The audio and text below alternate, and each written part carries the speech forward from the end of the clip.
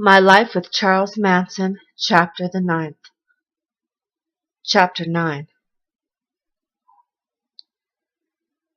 Shortly after we returned from San Jose, Leslie Van Houten arrived at Spawn's in the company of Bobby and Gail Beausoleil. When Bobby and Gail split several days later, Leslie remained. She'd been there less than a week when she said, "Charlie is the most beautiful person I've ever met."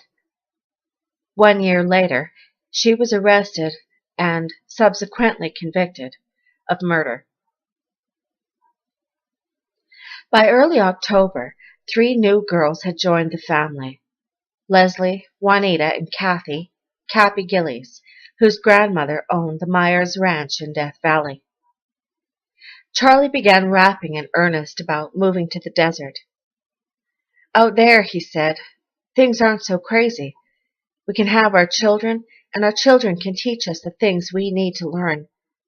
Out there, we're closer to the stars and to the land and to the spirit of life. Death Valley, you know. It makes a lot of sense." I didn't know until later that during our trip to San Jose, Charlie had been attempting to sell his music through a connection with Dennis Wilson and Dennis's agent, Greg Jacobson, without success. His impatience to leave Spawn's was born not only of undercurrents of animosity between him and the Wranglers, but because of frustrations with the music. Charlie believed in himself as a musician, and rightly so. The Beach Boys had already recorded one of Charlie's songs, "Cease to Exist," under the title "Cease to Resist." Music was, in many respects, his only legitimate vehicle for success in the real world. Even though he despised society, there was a part of him that sought success by its rules, if only to laugh in its face later. "Hey man," he used to say, "some of those straight jokers are better than any I ever met in the joint. It's all the same, really. Games. People mind-fucking each other for money and blood and calling it the golden rule. I tell you, Paul, only the truth will set you free." By the middle of October, we had decided to go to Death Valley. But first, Charlie wanted to center our energies and bring the family closer together by taking one final acid trip before departure. He told me to tune the group, that it was a prelude to our journey. At no other time did we prepare so elaborately for an acid scene. The girls made special garments, loose-fitting shirts and pants of velvet and silk, the softest, most comfortable clothing, embroidered with vivid designs of peacocks, sunsets, and flowers. We called them the no-sense, make-sense clothes. Shirts which had pocket flaps where there were no pockets, buttonholes where there were no button. Clothing designed for comfort and beauty and to free the mind. We redecorated and rearranged the living room, placing couches all around the periphery and mattresses on the floor. We covered the mattresses with a thick green satin carpet and scattered giant silk pillows everywhere. The girls made curtains out of satin and bought imported porcelain containers to hold zuzus and candles. They also purchased a filigreed waist-high hookah pipe, a Persian incense burner, and a golden hand-engraved goblet to hold our stash of hash and Colombian weed. After a week of tuning, everyone was ready. Only Tex and TJ and Cappy were absent. They'd gone north to bring back the bus. My own feeling vis-a-vis Charlie and the family on the eve of that trip had stabilized considerably. My bond to Charlie was strong. The pressures which had mounted following the first 2 months at Spawn's had been relieved by the trip north. I felt cleansed again, more in control.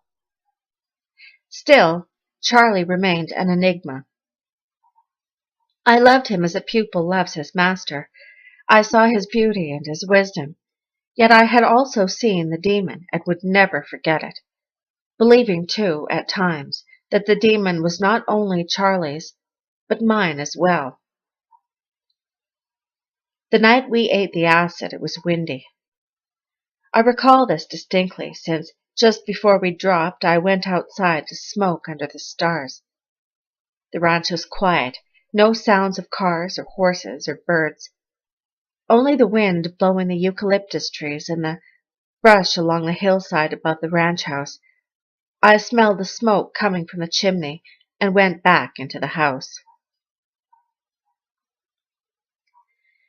The family sat in a large circle around the table, dressed in their bright silk clothing. Some were barefoot, some wore handmade slippers. Charlie was clad in a scarlet silk shirt and was seated to the left of the woodpile we'd stacked beside the fire. Next to him on one side was Squeaky, on the other, Kim, then Sadie, Katie, Mary, Ella, Stephanie, Gypsy, Leslie, Juanita, Clem, Brenda, Snake, and Weesh. The smell of lavender incense permeated the air. Charlie looked like some Eastern guru surrounded by his disciples. He smiled as I entered, then signaled for me to close the doors to the rest of the rooms. I did so, then sat down between Brenda and Snake, while Charlie started rapping about karma and how you can make any kind of trip you want, so long as you listen to your love, do what your love says, and don't avoid it by running from fear. We sang a couple of songs, then I passed out the acid. In the past, Charlie had generally taken less than the rest of us. He did this in order to maintain control and to orchestrate the scene. But that night, I'm sure he took the same dose as everyone else, 2 white double domes. We all dropped and within minutes started coming on. It was very strong acid. 1 tab would have been plenty. I was strumming the guitar when the acid seemed to kick me in the face. I felt my cheeks flush, the skin tighten around my eyes. The notes from the guitar sounded like semi-trucks rumbling through the center of the room. I glanced at Charlie. So did the others. We all saw the uncertainty in his eyes. He knew we were all in for a rough one. He asked Squeaky to get him a glass of soda water. She did, and he drank it down. But the look didn't leave his face, and it affected the entire group. Squeaky clung to Charlie's arm and tried to rest her head against him. "What are you doing?" "I'm hanging on to you." Charlie shook his head, then after a long silence said, "No, I'm hanging on to you." As he said this, I sensed the deeper implication of the remark. So did Squeaky. Charlie was being honest. He was clinging to Squeaky. She was virtually his #1 girl. She'd been with him from the beginning. No one spouted his rap better than she did. No one was more committed to him. She not only took care of George, but because of her rank with Charlie, she was the inspiration to the rest of the girls. No one made love to Squeaky but Charlie. Charlie did need her. He did cling to her, even though clinging to anyone was against anything he preached. But at that moment, it became all too clear, at least to me and to Squeaky. Charlie was telling the truth. He was hanging on. Squeaky freaked out. "No, no," she insisted. "I'm hanging on to you." Then she started flailing with both arms. Charlie grabbed her. "No, no, Charlie," she screamed. "It's not true," she bleated. "Yes, it is," he insisted. She rolled into the woodpile and started kicking. "Charlie, Charlie, it's not so." Charlie watched for a moment before kneeling beside me. "Look, man, you watch her. Whatever she does is on account of me." With that, he changed his clothes and left the house. Everyone sat there in a state of psychedelic shock. "Charlie, Charlie," they wailed. "Where's Charlie?" I didn't have time to ponder. Lynn was cutting herself on the woodpile. Her arms and legs were gashed and bleeding by the time I pulled her away and got on top of her. Charlie! No! It's okay, Lynn. Quit fighting. Relax. I pushed her shoulders down. Her eyes were wide, the pupils dilated with hysteria. She looked into my eyes and started making strange faces, contorting her mouth in an almost demonic way. Unconsciously, I responded by making the faces back at her. It was an instinctive action, yet it seemed to calm her down. Every nuance of expression in her face seemed to register in mine. I felt it, until we were flashing expressions in some kind of bizarre facial language. Gradually, the spasms subsided.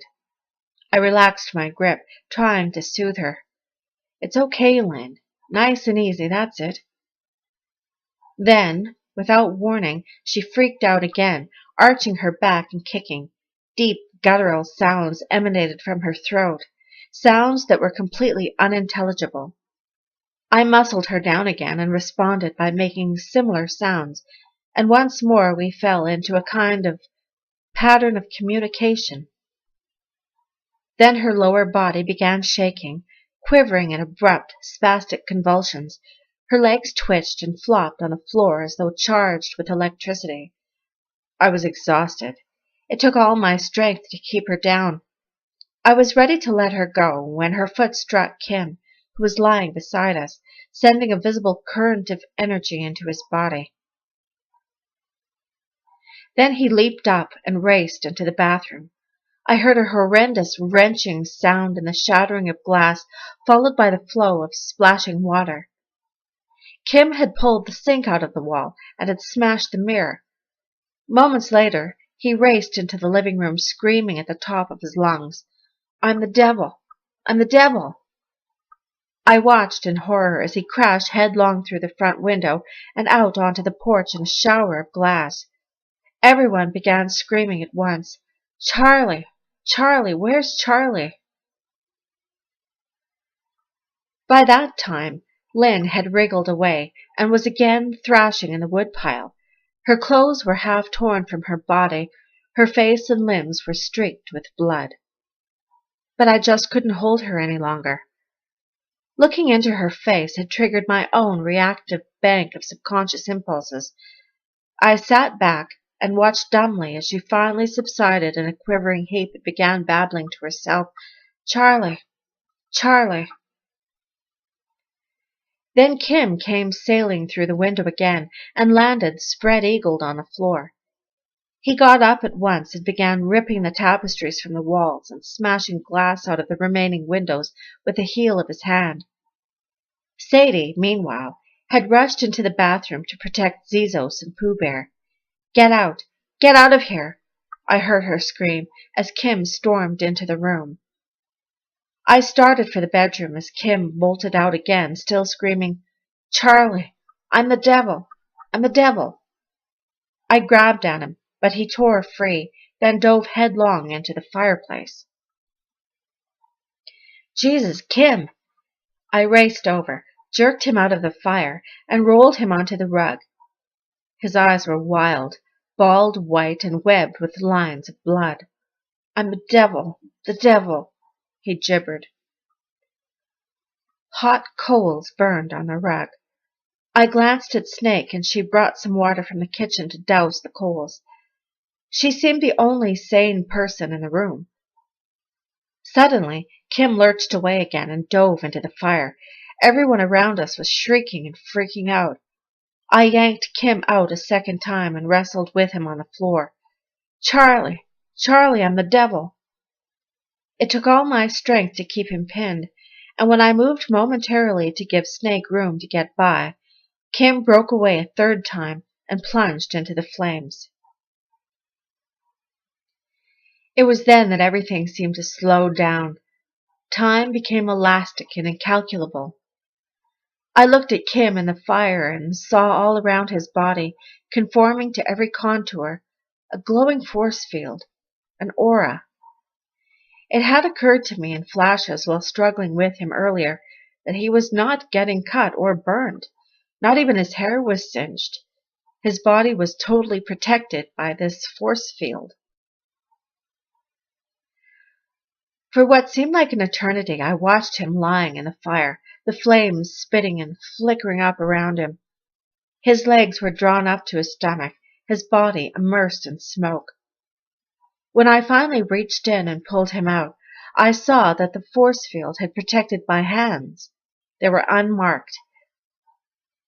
As Kim lay on the floor, his frenzy subsiding, I obeyed an impulse and reached into the fire and withdrew a small handful of glowing coals. I gazed at them lying in my hands. They felt almost weightless, like a handful of dry cotton. I experienced sensation, but no pain. Then a thought jolted me. You idiot, you just burned the shit out of your hands. As this notion claimed my mind, I could see the force field starting to change shape. I could see blisters forming, not on my hand, but on the aura itself, as though the blisters were working their way to the skin. As soon as I dismissed the thought, the aura returned to its original mirage-like shape. I tossed the coals back into the fire as Charlie appeared in the doorway. Cool it! Cool it! The cops are coming! Instantly, all kinds of things raced through my head. I knew I was in charge. I thought of orders to give. Hide the dope. Grab your clothes. Head for the trees. But each command as I spoke it became a question. What dope? We kicked over the table and scattered the contents all over the room. What clothes? They were ripped to shreds. If we ran for the trees, we might get shot. Then it occurred to me that I hadn't spoken to any of those words, and that if we were arrested, we'd be sent, not to jail, but to a mental ward. When I looked up, Charlie was gone, and I knew that there were no cops, that he'd yelled in an attempt to restore some order. I found myself suddenly with my hand around my cock, muttering, "Can't we just make love?" All around me, people were going berserk. Charlie! Charlie! Where did Charlie go? Some of them were pummeling each other. Others were throwing pillows. Some were scratching and flailing on the floor like epileptics. It was completely and utterly insane. Charlie! Charlie! The refrain rang out. The words reverberated in my head. Charlie! Charlie! Yet I had been responsible for the scene. I had struggled to keep it from running completely amok. Charlie! Charlie! Pretty soon the name sounded absolutely foreign to my ears, like something from another language. Charlie? I muttered. Charlie? Who in the hell is Charlie? I flashed on the words. All is one. I am you and you are me. Then it struck me that no one else was standing. No one else even seemed real. I am Charlie, I blurted. I am Charlie. The next thing I remember, I was slumping to the floor beside Snake. She'd put out the fires and had pulled Kim onto the couch. We sat with our backs against the couch, staring straight ahead. Stephanie and Ella were watching the fire. Clem was in one corner, his eyes half closed, fingering the guitar. There were bodies everywhere. With so much commotion, I hadn't really focused on my own mental processes, yet the instant I sat beside Snake, my mind began spinning like a porcelain reel.